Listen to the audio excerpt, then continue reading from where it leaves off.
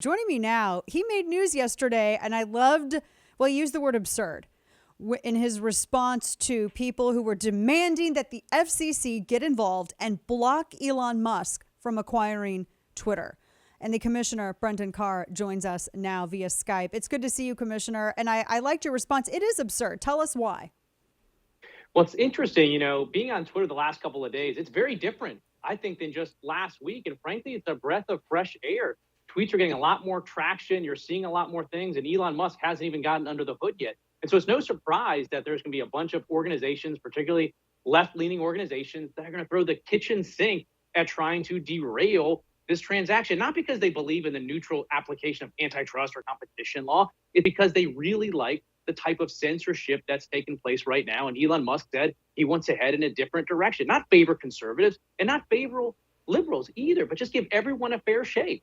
That's a good point. And we're really seeing just, I think, how dedicated people are to the idea of preserving free speech. I can't believe I've seen some of the people, in fact, the Nina Jankowicz, the woman who is to head up the board of governance, the Ministry of Truth, who said that the idea of Elon Musk taking over Twitter and his free speech absolutism, her direct quote was, makes her shudder. She said that just last week in an interview with NPR.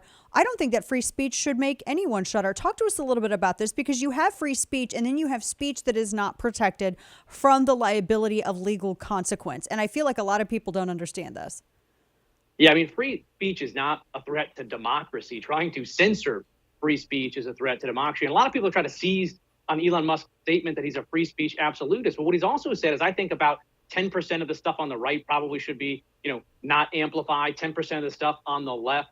So that's what he's talking about. And what we are talking about here is core political speech. Should the Hunter Biden story about his laptop have been censored on Twitter? Should we have been prohibited from even discussing the potential origins of COVID-19? Should we be able to talk about mask efficacy? And look, these are massive problems that our society faces. And the way we solve problems is to talk about them, to talk through different perspectives. And so it's a total head fake and straw man argument for people to say, you either have to accept exactly the type of censorship Twitter does today, or you're going to get terrorist speech and child pornography. That's not what this is about. This is about core political speech that has been censored up to now. Yeah, we're talking with Brendan Carr, Commissioner of the FCC.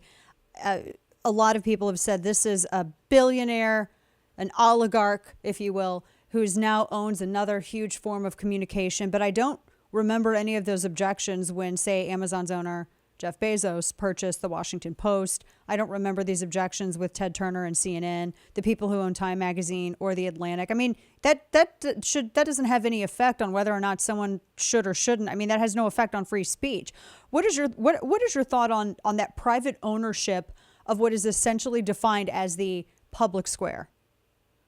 Well, the Jeff Bezos comment in particular was interesting to me. He sent a tweet asking whether Elon Musk, because of his Tesla operations in China, is going to be subject to leverage from the CCP when it comes to censorship. And look, I don't lose sleep over billionaire on billionaire crimes, but it's quite ironic for Jeff Bezos to be out there. He literally makes millions of dollars running CCP propaganda in the Washington Post. So I think that's quite ironic that coming from. But you're right.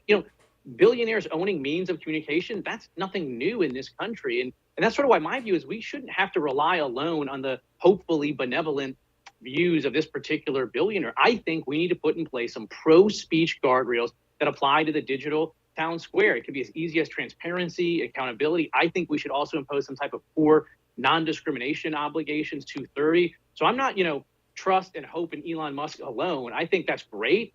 But I think applying to all platforms, we need some common sense guardrails, because it is the digital town square. Where else do you get to converse with public officials, with journalists, with everyday Americans? It's so critical to our conversation right now. I feel like we were really unprepared as a people to deal with that. The idea that, some of the town squares that we're going to be using, or really, this one is ultimately privately owned. And it feels like we're kind of playing catch up in terms of how to properly legally deal with that, with also without infringing upon someone's right, whether it's their property rights, their IP rights, etc.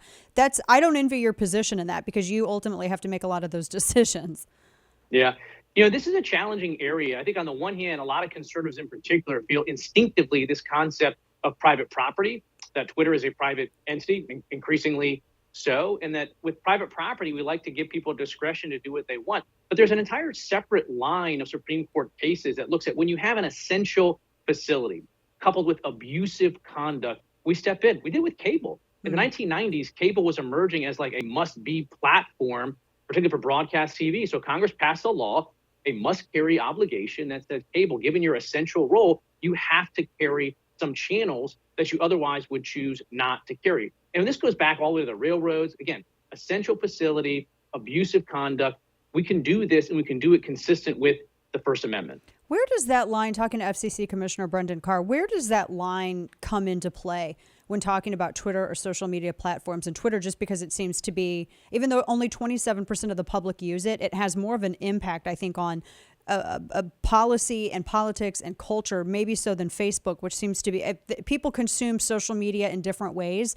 Facebook is different from Instagram, from Twitter. Twitter really drives a lot of the news.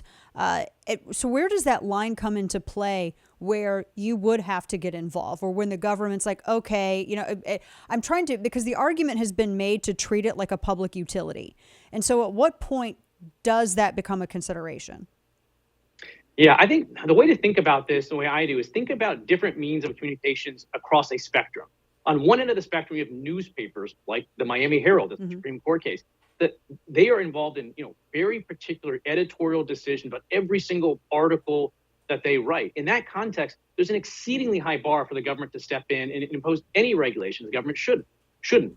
On the other end of the spectrum, you have something like the internet, where you are principally a conduit for other people's speech. And cable, as I mentioned, I think is closer to that internet environment where you're doing some editorializing, picking what channels to carry, but you're not doing the extreme type of editorializing that a newspaper does. So when you look at these cases in the mediums across this spectrum of editorializing, I say Twitter and other social media are in the main operating as a conduit for other people's speech, which supports the idea that we can come in with some common sense guardrails without infringing their First Amendment rights. Yeah. Talking with Brendan Carr, FCC Commissioner, you had mentioned just a little bit ago, and I like how you put it, you're not really into the billionaire battle. You don't really care how they fight. But there is an interesting thought to it, because I know you have criticized, I was just actually reading a piece about this just this morning, for instance, Tim Cook over at Apple, for the censorship with the communist Chinese government and the hypocrisy therein. And I mean, obviously Tim Cook is being influenced by how Apple is operating, and they want to have that business with the CCP. There's, everybody was fighting about Disney, et cetera. They were removing from some of their Marvel movies any sort of reference to any same-sex anything in order to satisfy the censors in China and in Saudi Arabia, et cetera. The accusation that's been kind of leveled in a very sort of subversive way by Bezos there, he kind of took it back, but he did lay it out on the table. Is there a concern that if there is any kind of property, anybody who owns Twitter or Facebook, et cetera, is there a concern that if there is a relationship business-wise elsewhere with that entity and China, that there's going to be Chinese influence? So ultimately, are you concerned that there will be Chinese influence because you have Giga Shanghai? Is that a concern that you have? There's nothing that I've seen that gives me concern that Elon Musk is going to do the bidding of the CCP when it comes to content moderation on Twitter. But I think your broader point is exactly right. When you have companies that are doing business in China or doing business with China, almost all of them bend towards standing shoulder to shoulder with authoritarians. You mentioned Tim Cook. He came here to Washington, D.C., stood at a podium, gave a flowery speech saying how he stands for human rights, how he battles against surveillance states. And at the very same time that he was giving that speech, his operations in China were doing the censoring of the CCP. And how that guy did not get whiplash when he looked up from his speech at his company's own conduct in China is beyond me. And this idea we've been sold for a few years now by these global corporations as well, it's better that we're there. It's better that we're giving people a taste of freedom than not be there. I don't think the reality bears that out. China isn't becoming more free because Apple's there. Look at Hong Kong. Look at Xinjiang. Look at Shanghai right now. And so I think a lot of these companies need to fundamentally rethink their relationship with communist China, or at a minimum, don't come here and preach to us about your battling in favor of human rights when that is just thrown out the door when it comes to turning a buck in mainland China.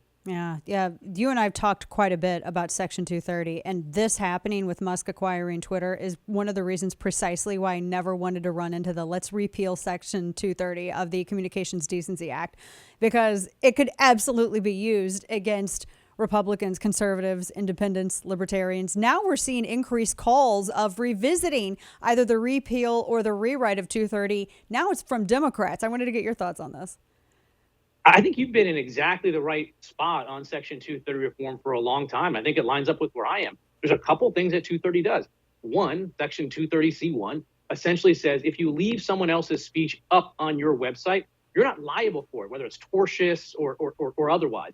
That's great. That's a pro-speech provision. We should keep that or keep something like that. The problem is Section 230C2, which has been read by the courts as giving websites carte blanche to censor and remove speech, not just with their First Amendment rights that we all have, but with these special 230 rights. So principally, when we talk about 230 reform, in my view, you got to get rid of or fundamentally reform C2 and let people make their own decisions. No one's going to be forced. This isn't like, Sandra Bullock in Birdwatch, where your eyes are going to be held open. No one's going to force you to follow someone.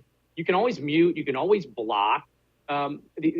Let people make their own content moderation. We don't need to rely on Twitter to do it for us. Yeah. Last quick question. You made a great point. When you can block someone, you don't have to be party to whatever it is that they're saying. And I cannot tell you, I know you've seen this on Twitter, how many people said, oh, Elon Musk blocked me, so I guess he's not really a Mr. Free Speech absolutist. Well, you tweeted that still, but you don't have the right to force someone to listen to you. Yeah. The pernicious form of censorship we're seeing right now is not, I don't want to hear what you're saying. What the pernicious form is, this idea that you're speaking should never be spoken, should never exist, shouldn't be heard by anybody. It should be totally memory hold. That's what we're seeing happen right now on Twitter. And if we don't want to listen to each other, okay, I like listening to opposing viewpoints. But yeah, that's not the problem. The problem is people are trying to disappear this speech entirely. Yeah. Actually, I lied. My last question has to relate to the Ministry of Truth and the establishment of this board of governance, this governance board for disinformation. What is your, how did you react to that when you saw that this was announced yesterday and that you have somebody so partisan who actually, many people say, and I'm one of those many people, full disclosure, engaged in promoting disinformation as it related to that Hunter Biden laptop, which was very true and very much existed. Your thoughts on that whole issue and the creation of that board? Yeah, you really can't make this up. We usually use the phrase Orwellian figuratively, and here I think we can use it appropriately, very literally. I mean, the idea that you have someone who was actively pressing this idea that the Hunter Biden story was either Russian disinformation or came from the Trump campaign. I think similarly, there was a lot of information pushed out there by this person on the Steele dossier. And now they're going to be in charge of, checking free speech in this country. Again, free speech is not the threat to democracy. DHS has no business standing up this task force bureau, whatever it is, to try to go after speech they don't like. This is a big mistake, I think. Yeah, very big mistake. And I worry about the implications of it as well. I am sure depending on what they do, maybe they don't have the statutory authority to enforce anything, as I understand it. So what's the point? It doesn't make sense. I guess we'll see. FCC Commissioner Brendan Carr, always a pleasure. Thank you so much for giving us some of your time today. And we appreciate your stance for free speech, actual free speech. Thanks. Appreciate it. Great to be with you all. Thanks. Thank you.